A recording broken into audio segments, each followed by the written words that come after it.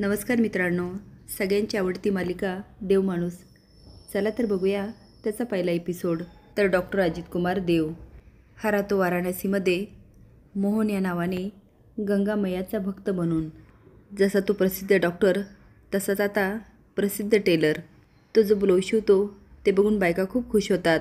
एक बाई तर लगट करायचा पण प्रयत्न करते, पण मोहन खूप सोज्वळ आणि प्रामाणिक, त्यामुळे तो गंगा मैचं नाव घेतो आणि तिला टाळतो. पण ज्या ठिकाणी तो काम करत असतो तो मालक मात्र मोहनवर खूप खुश असतो. पण हे सगळं चालू असताना त्याच्या कानावर आवाज पडतो. आम्ही महाराष्ट्र पोलीस. फोटो दाखवत म्हणतात, ह्या माणसाला कुठं बघितलं का? एक बाई म्हणते, नाही बाई, मी नाही बघितलं. हे सगळं दुकानातून मोहन बघत असतो. तो घाबरून उठतो आणि म्हणतो, मालक, माझी तब्येत ठीक नाही आहे, मी घरी जाऊ का? मालक म्हणतो, ठीक आहे मोहन, जा तू घरी. गंगा मैया किनारी गोपाळ असतो. तो पिशवीत कपडे टाकत म्हणतो, जय जय हरी. तेवढ्यात बुलेटवर एक मुलगी येत असते. ती आता गाडी थांबवते. बोटामध्ये चावी फिरवत ती गोपाळकडे येते. गोपाळ हसत एकटक तिच्याकडे बघत असतो. ती येते आणि त्याच्या कानाखाली देते. त्याची कॉलर पकडत म्हणते, गोपाल, कब आओगे हमारे घर पे? रिश्ता लेकर हमारा हात मागने के लिए. गोपाळ घाबरून म्हणतो, लवकरच, 1 ते 2 महिन्यात. ती ढकलत म्हणते, 1 ते 2 महिन्यात? अरे हमारे बाबूजी हमारा रिश्ता तय कर रहे. तो अगं, मला फक्त 5 लाख रुपये गोळा करू दे. ते गोळा झाले की मी स्वतःहून येईन तुझ्या घरी हात मागायला. तीन हम नहीं सुनेंगे, शादी तो करनी है. तो हाँ गंगा, शादी तो मुझे भी करनी है, पर घर बसाने के लिए पैसा तो चाहिए ना. तीन अरे पैसे को लेकर कितना रोऊंगे.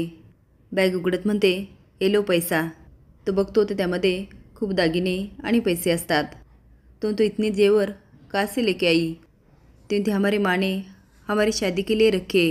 ये लो, अब पैसे मिल गए ना, खुश रहो.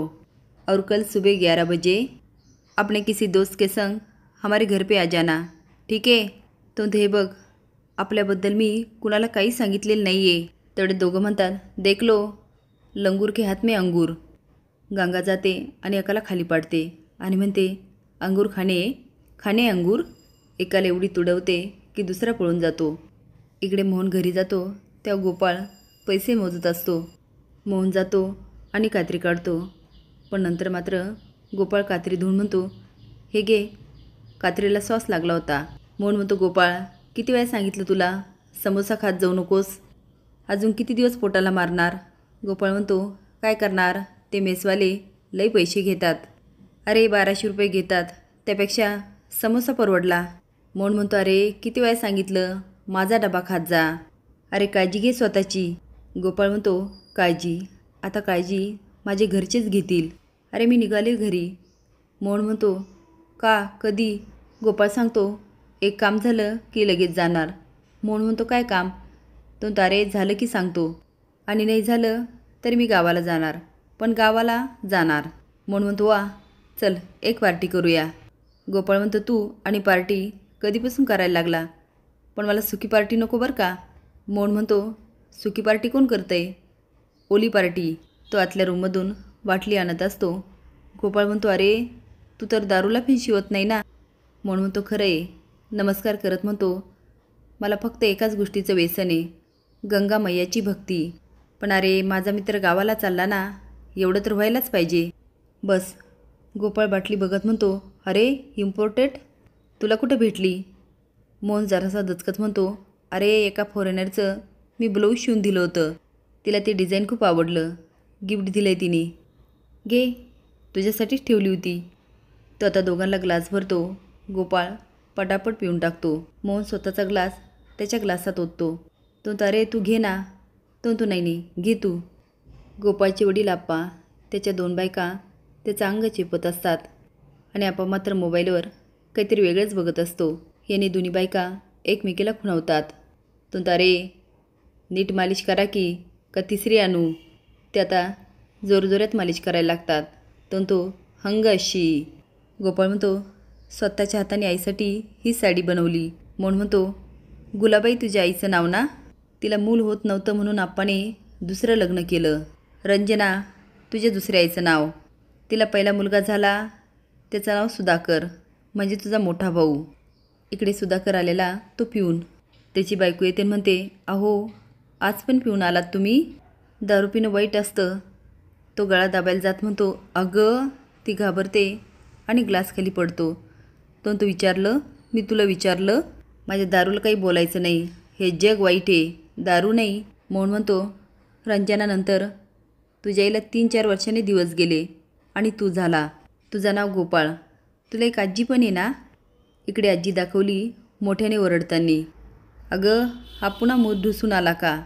त्याच्या रांगड्यात ओतलं रॉकेल, त्याला आग लावली आणि त्याच्या तोंडावर डांबर ओतून बुजवलं. त्याला बुडावला दारूत. त्याला जेवायलाच देऊ नको बघ. बसू दे मुडद्याला उपाशी.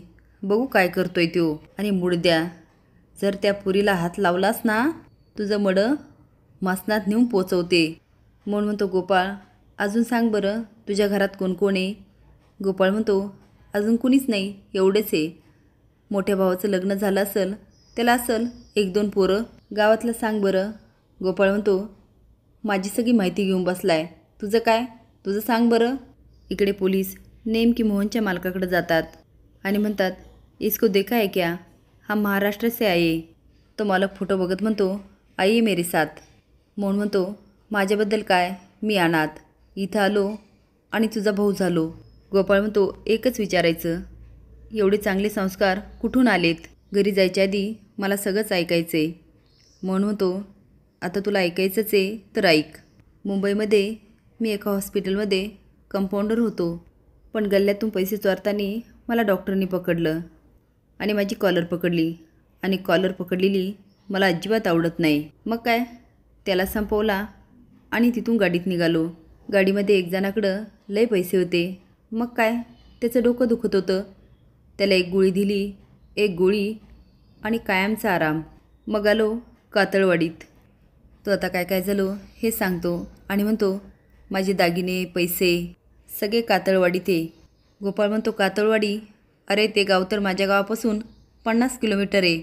म्हणून तर तुझ्यासोबत मैत्री केली. तुला काय वाटलं मी वेडा आहे? गंगा घाटावर जेव्हा मी तुला भेटलो होतो ना, तेव्हा मला कळलं तू साताऱ्याचा आहेस.